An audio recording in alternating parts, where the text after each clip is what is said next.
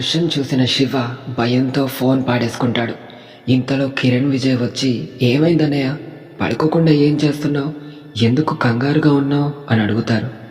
ఇప్పుడు ఇదంతా చెప్తే ఇద్దరు భయపడతారేమో అని, ఏం లేదు, నీళ్ళు తాగడానికి వచ్చాను, చీకట్లో చూసుకోకుండా గోడను గుద్దేశాను అని ఆ మూలకి చూస్తూ వాళ్ళకి సమాధానం ఇస్తాడు. ముగ్గురు వెళ్ళి పడుకుంటారు. కానీ శివాకి మాత్రం నిద్ర పట్టట్లేదు. కళ్ళు మూస్తుంటే ఆ నల్లటి ఆకారమే కనిపిస్తుంది. అలా ఆ రోజు నైట్ అంతా నిద్ర లేకుండానే గడిచిపోతుంది శివాకి. చూస్తుండగానే తెల్లారిపోతుంది. నైట్ వల్ల శివాకి జ్వరం వస్తుంది. నైట్ అంతా నిద్ర లేకపోవడంతో ఇంకా పడుకునే ఉంటాడు. ఒకవైపు కోచింగ్ క్లాసెస్కి రెడీ అవుతుంటారు కిరణ్ మరియు విజయ్. అన్నయ్య ఏంటి ఇంకా లేగలేదు, టైం అవుతుందిగా అంటూ కిరణ్ శివాని లేపడానికి ప్రయత్నిస్తాడు. నేను ఈరోజు రాను, మీరు వెళ్ళిపోండి, నాకు కొంచెం నీరసంగా ఉంది అని అంటాడు శివ. అలా అనగానే నుదుటి మీద చెయ్యి పెట్టి చూస్తాడు తమ్ముడు కిరణ్. అవును, అన్నయ్య ఒళ్ళు కాలుతుంది, పద హాస్పిటల్కి వెళ్దాం అని కిరణ్ అనగా, ఏం వద్దు, కొంతసేపు పడుకుంటే అదే సర్దుకుంటుంది, మీరు వెళ్ళండి అని అనడంతో, సరే వచ్చేటప్పుడు టాబ్లెట్స్ తీసుకొస్తాం జాగ్రత్త అని చెప్పి కొంతసేపటికి వాళ్ళు రెడీ అయ్యి వెళ్ళిపోతారు. చాలాసేపు నిద్రపోతాడు శివ.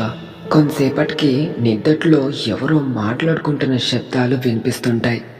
గాఢ నిద్దట్లో ఉండడం వల్ల శివకి మెలకువ రాదు. కానీ ఆ మాటలు వినిపిస్తూనే ఉన్నాయి. అలాగే వింటున్నాడు. ఒక మగ గొంతు, ఒక ఆడ గొంతు క్లియర్గా వినిపిస్తున్నాయి. ఒకరినొకరు తిట్టుకుంటున్నారు. శివ నిద్దట్లో నుండి మేల్కొంటాడు. ఒళ్ళంతా బ్లాంకెట్ కప్పుకొని ఉన్నాడు. కళ్ళు తెరిచి బ్లాంకెట్ లోపల నుండే చూస్తున్నాడు. హార్ట్ బీట్ పెరిగిపోతుంది. ఎవరు అన్నది శివకి క్లియర్గా కనిపించట్లేదు. ఓన్లీ బ్లాంకెట్ లోపల నుండి శివకి షాడోస్ మాత్రమే కనిపిస్తున్నాయి. కళ్ళ ముందు జరుగుతున్నది నమ్మలేక ఏం చెయ్యాలో అర్థం కాక అలాగే చూస్తున్నాడు. కళ్ళు పెద్దవి చేసి బ్లాంకెట్ తీయాలని ఉన్నా తీయడానికి ధైర్యం రావట్లేదు. ఇంతలో పక్క రూమ్లో నుండి ఒక చిన్న బాబు ఏడ్చుకుంటూ వచ్చి, అమ్మని కొట్టొద్దు నాన్న అని ఏడుస్తున్నాడు. అప్పుడు ఆ మగాడి ఆకారం ఆ బాబుని పక్కకి నెట్టేశాడు. ఆ బాబు తలుపుకి గుద్దుకొని పడిపోయాడు. అప్పుడు వెంటనే మగ ఆకారం ఆడ రూపంలో ఉన్న ఆకారాన్ని చెంప మీద కొట్టడం క్లియర్గా కనిపిస్తుంది. కానీ మోకాలు కనపడట్లేదు. ఇంతలో ఆమె పక్కనే ఉన్న వస్తువు ఏదో తీసుకుని అతడి నెత్తి మీద కొట్టగా అతను అక్కడికక్కడే కుప్పకూలిపోయాడు. ఆ దృశ్యం చూసిన శివ ధైర్యం తెచ్చుకుని ఒక్కసారిగా మీద నుండి బ్లాంకెట్ పక్కకి విసిరేసి అరుస్తాడు. తీరా చూస్తే అక్కడ ఎవ్వరూ ఉండరు. ఆ బాబు, ఆ ఆడ మనిషి, ఆ మగ మనిషి ఎవ్వరూ ఉండరు. అదంతా ఒక కళలాగా అనిపిస్తుంది శివకి. అసలు ఏం జరుగుతుంది, ఎవరు వీళ్ళు, చూడ్డానికి మొగుడు పిల్లల్లా ఉన్నారు, నాకే ఎందుకు కనిపిస్తున్నారు అని అనుకుంటుండగా కిరణ్ విజయ్ వచ్చేశారు. అన్నయ్య ఇప్పుడు ఎలా ఉంది, టాబ్లెట్స్ తెచ్చాము, ఏమైనా తిని వేసుకుందూరా, లెగు అని విజయ్ అనడంతో శివ లేచి ఫ్రెష్ అప్ అవ్వడానికి వెళ్తాడు. శివాని చూసిన కిరణ్ విజయ్తో ఇలా అంటాడు, అన్నయ్య దేన్నో చూసి భయపడినట్టున్నాడురా, నాకైతే అలాగే అనిపిస్తుంది, మరి నీకేమనిపిస్తుంది, నువ్వు కొంచెం ఓవర్గా థింక్ చేస్తున్నావు అనిపిస్తుంది, వెళ్ళి ముందు వంట సంగతి చూడు, అన్నయ్య తిని టాబ్లెట్ వేసుకుంటాడు అని విజయ్ జవాబిస్తాడు. అలా కొంచెం సమయం గడిచిపోయాక శివ బయటికి వెళ్ళొస్తాను అని చెప్పి బయటికి వెళ్తాడు. ఈవినింగ్ 5:30 అవుతుంది. విజయ్ బాల్కనీలో నుంచి సిగరెట్ తాగుతూ ఉంటాడు.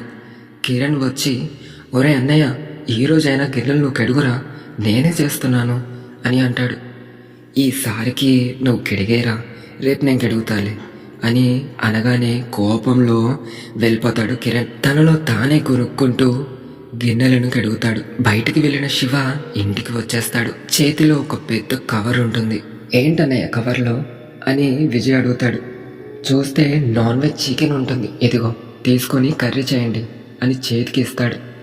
విజయ్ ఆ చికెన్ తీసుకెళ్ళి కిరణ్కి ఇచ్చి వండమంటాడు. అప్పటిదాకా ఇంటి పనులన్నీ చేసిన కిరణ్కి ఒక్కసారిగా కోపం వచ్చేస్తుంది. ఏంటన్నయ్య, అన్ని పనులు నేనే చెయ్యాలా, నువ్వు చెయ్యొచ్చు కదా, ఇంటి పనులన్నీ నేనే చేసుకుంటున్నాను, నువ్వు ఎలాగో ఖాళీగానే ఉన్నావు కదా అని కిరణ్ విజయ్తో అనగా శివ ఒక్కసారిగా అరుస్తాడు. ఇప్పుడు వండుతారా లేదా? ఒక్క పని చెప్పినప్పుడు క్వశ్చన్ చేయకుండా చేయడం నేర్చుకోండి. ఏం పనులు చేశావని?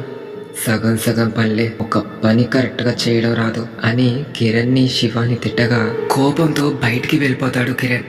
కిరణ్ని ఆపుతూ విజయ్ కూడా బయటికి వెళ్ళిపోతాడు. నేను వండుతాలేరా, నువ్వు బాధపడుకో అని విజయ్ కిరణ్ని ఓదార్చడానికి ప్రయత్నిస్తాడు. ఎప్పుడు ఇంతే, నేను ఎన్ని చేస్తున్నా మీకు ఏమీ కనిపించవు అని కిరణ్ విజయ్తో చెప్పుకుంటూ బాధపడుతుంటాడు. కొంతసేపటికి కిరణ్ విజయ్ ఇంటి లోపలికి వెళ్తారు.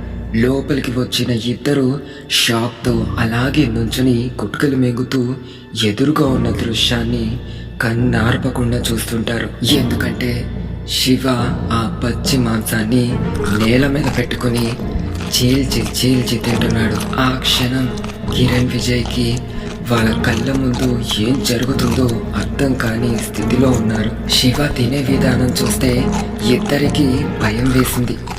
పచ్చి మాంసం తింటున్నాను అన్న ఫీలింగ్ ఏమాత్రం శివ ఫేస్లో కనిపించట్లేదు.